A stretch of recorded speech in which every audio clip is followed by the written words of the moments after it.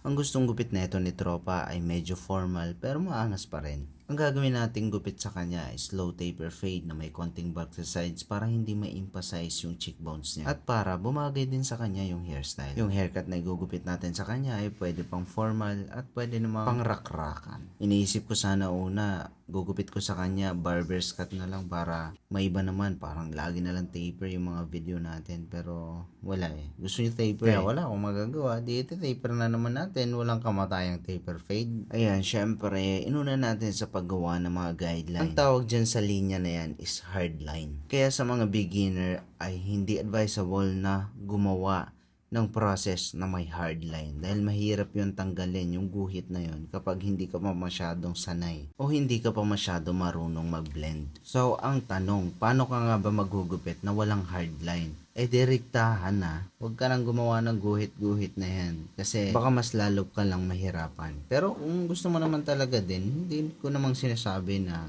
hindi mo pwedeng gawin yun. Pwede mong gawin yun. Kaso nga lang, syempre, sinasabi ko sa'yo, para mas madali. Sa mga newbies pa lang talaga, yung from scratch, as in walang knowledge, from zero knowledge. Ang pinaka-recommend ko na unin yung pag-aralan is yung mga classic haircuts. Katulad dati ng mga barber's cut, trim lang sa sides, hindi masyadong sagad yung mga sides. Mga ganong klaseng haircut. Pero kung kaya mo naman din na tapusin ng fade kahit hindi pa masyado maganda yung transition, ay hindi naman kita pinipigilan. Yun ay payo ko lang naman. Ang unang-unang pinag-aaralan sa pagbabarber ay kung paano mo gagamitin yung mga gamit or ano yung purpose nito. Halimbawa, bumili ka ng gunting.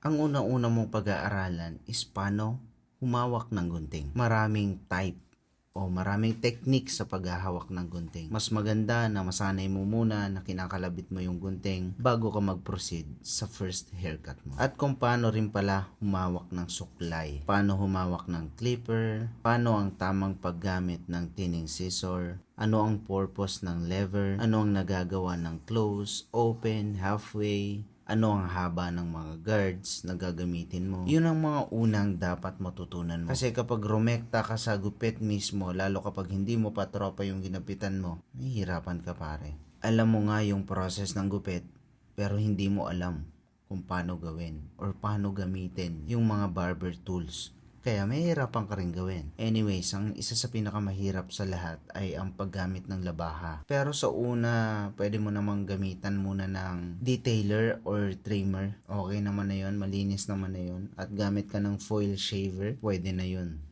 Malaki ang advantage kapag natuto ka maggupit. Lalo kapag fashion mo to. Unang-una